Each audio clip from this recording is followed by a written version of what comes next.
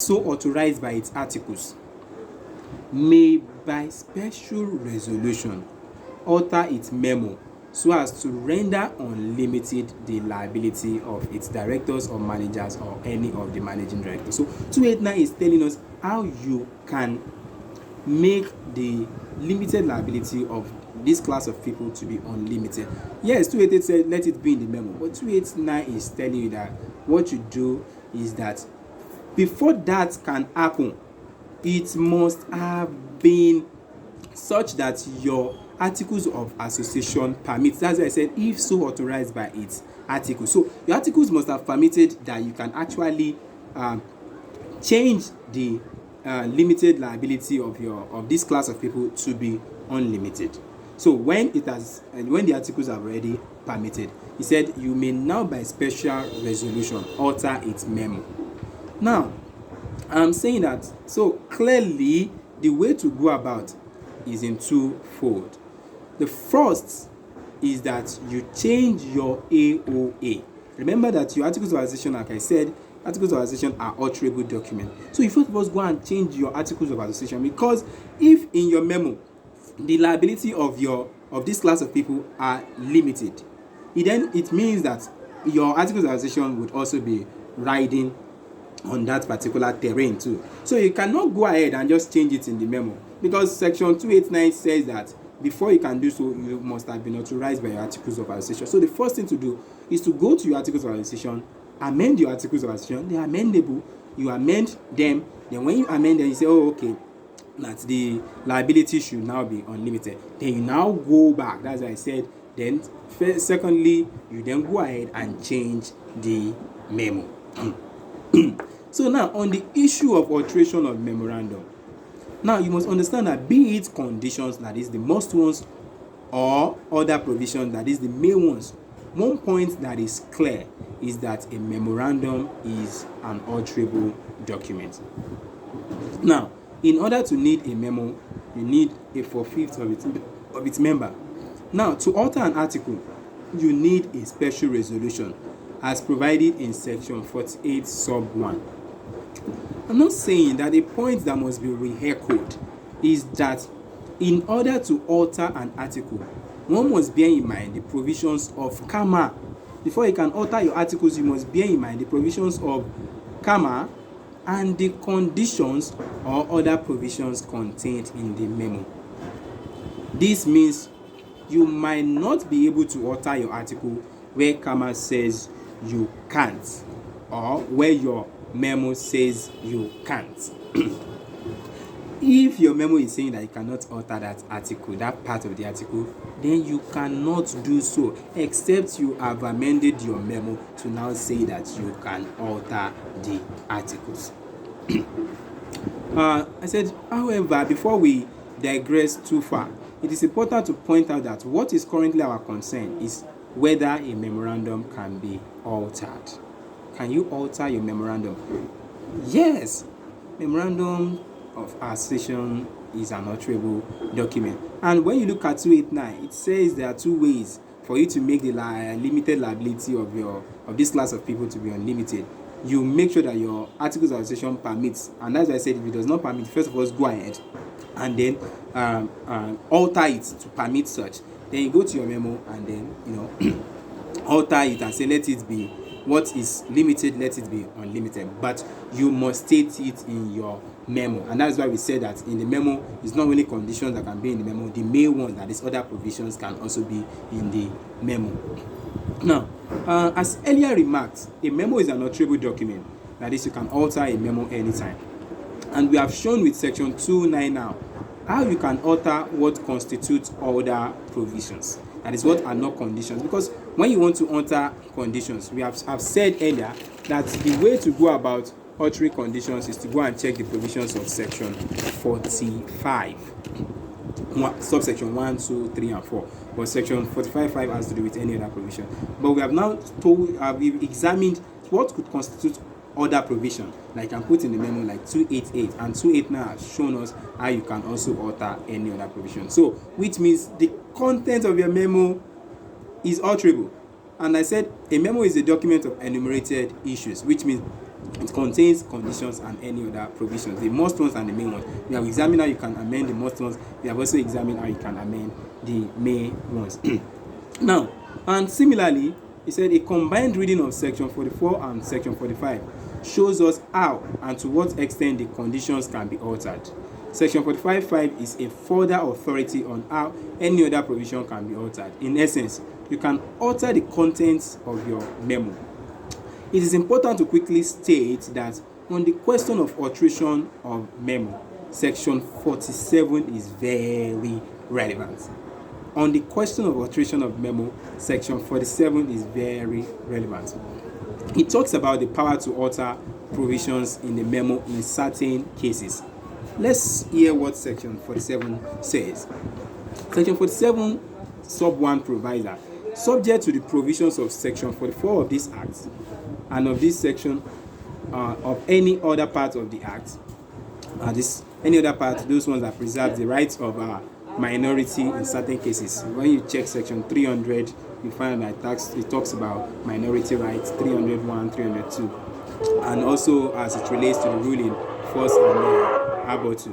So now, in essence, what section 47 sub 1 is saying that any of the provisions that you would have, okay, perhaps if you look at the provisions of section 47, what you will get is that it's saying that any of the provisions that you would have ordinarily kept in the AOA, that is in your articles of association, the provisions that ordinarily you keep there in your AOA, and remember that provisions that can be kept in your AOA are always enabling or default provisions, because the content of the AOA has to do with what the members have agreed. It has to do with their agreements, what they deal with terms that will determine how members actually relate with one another and how they relate with the company. So it's always enabling provisions that you have in your articles of association. So in that say, what you should have ordinarily kept in the AOA, you can put it in the memo, and then it states that it shall not, and then you state that it shall not be alterable.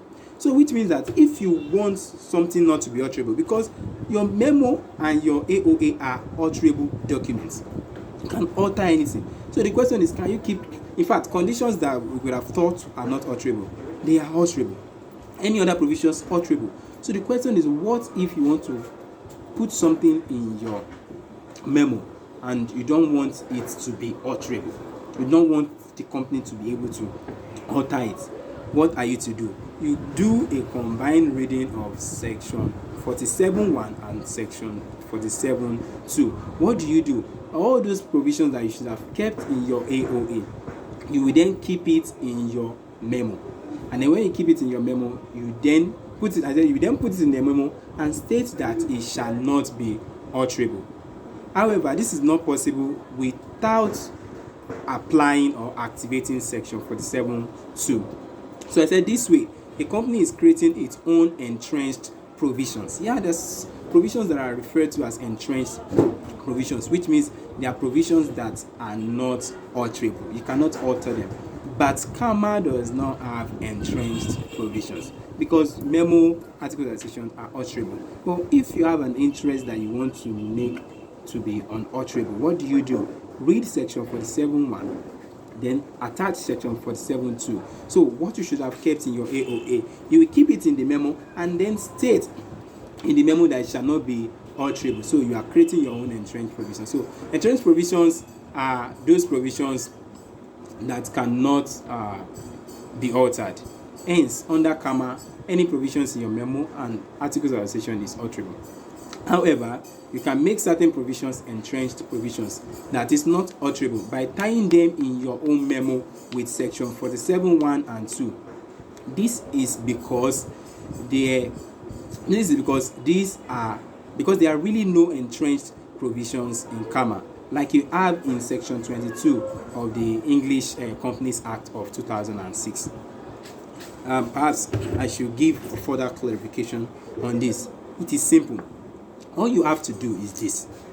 Your CAMA and your memo, the provisions are always alterable. So if you want something to be unalterable, because if you put this in AOA too, AOA is alterable. Now what you are saying that all you have to do is to put a provision that will normally be in your AOA. usually an enabling provision. Then you put it in your memo, and then in that memo you place a restriction that it cannot be altered. The consequence is that where the OAO is to be altered, that is when you want to alter the articles of association through a special resolution, there must be compliance with section 48, which provides that such alteration must be made subject to the provisions of CAMA and to the conditions and other provisions contained in your memo. Now what we are saying is, what should be in your AOA? Now you do not want it to be alterable. Now let's say you want the liability of your directors to be unlimited, and you want a situation whereby it will not be altered tomorrow to now be limited. What do? If you just keep it in your memo, what we are saying is that memos are always alterable, or you go and put it in your articles of association, they are always alterable. So what do? Rather than putting it in your articles of association, you carry it and put it in your memo. And when you put it in your memo, what happens? You now put it that it should not be alterable. So the effect of this is this. Now, when they now want to alter the articles of association, remember that 288 said before you can change the liability, there are two ways. First of all, go and change your articles of association, and then go and alter the memo. So it is possible to change the articles of association to say what you have made to be unlimited, they want to make it to be limited. And then they want to go and alter the memo, but in your memo is already saying that you cannot alter it. Now, how do you even alter your articles of association? It is by special resolution that must be in compliance with what? Section 48. So before you can even alter your articles of association, that is, if you want to apply, go through the two ways. The first way, you want to go and alter the articles of association, then you want to now alter the memo. Yes, with altering the articles of association, you must comply with what? Section 48. And Section 48 provides that the alteration of articles of association must be made subject to the provisions of CAMA and to the conditions and other provisions contained in the memo. So you want to go and alter your articles of association to say that, okay, let us so that we're able to alter the liability of these directors that is limited to be unlimited. As you want to do that, you bear in mind the provisions of what? CAMA and the provisions of memo. So in your memo are contained conditions and other provisions. Now, this other provision that has to do with section 288 is now saying that you cannot alter this particular provision. So there is no way you can alter your articles of association, because you cannot alter it contrary to what your memo is saying. And that is why section 47 is very important. Read 47 1 and 2 together. What you don't want to be alterable, create entrenched provisions by carrying what should be in the articles of association, go and put it in your memo, then put it there that it shall not be altered. Because even if they alter the articles of association, they cannot alter that part, because the provision, the content of the articles of association, for them to be altered, they are made subject to what you have in your memo. Now, I said, hence, even though section 288 provides that you can make the liability of a directors, managing directors, and managers unlimited, the question is that, what if you want the liability of these people to be forever limited? All you have to do is to first acknowledge that section 28 said you can only do so if it is provided by the memo. In essence, if your memo has said that you cannot alter these parts using section 47 1 and 2, then you cannot activate section 288 to make the liability unlimited. 288 will just stand, and it will be obtuse in the sense that you cannot apply it. Your memo is saying you cannot. And 288 says, first of all, go and change your articles of association. You cannot change your articles of association to go against what you have in your memo. And your memo said you cannot make this, you cannot alter this part that says the liability of these people should be unlimited. Another said, when a pedestrian construction of this provision, that is section 289, will create the impression that all you have to do is to alter your AOA and then read that the liability should be unlimited, and then you alter your memo to do so, saying that it should be unlimited. That is the two-step approach that I've been mentioning earlier. However, this will create a kind of disagreement between your AOA and your memo, and that cannot be so. And that is that for all that we have to say on corporate part, the first part. So the second part has to do with what I termed corporate political animal. I repeat, the second part has to do with what we call corporate political animals, and it means that the fulcrum of this is to interrogate whether corporations can participate in politics, and if they can't, why can't they, and should they not be able to participate in politics? So watch out for my next video where I'll be expounding on this area, and you don't want to miss out on anything. So ladies and gentlemen, do ensure that you click on the subscribe button so that you don't get to miss out when we discuss corporate political animal. As I said, my name is Yusuf Salako, and I have just spoken. Till I see you next time, I remain Yusuf Salako, Ori David. See you next time. Thank you.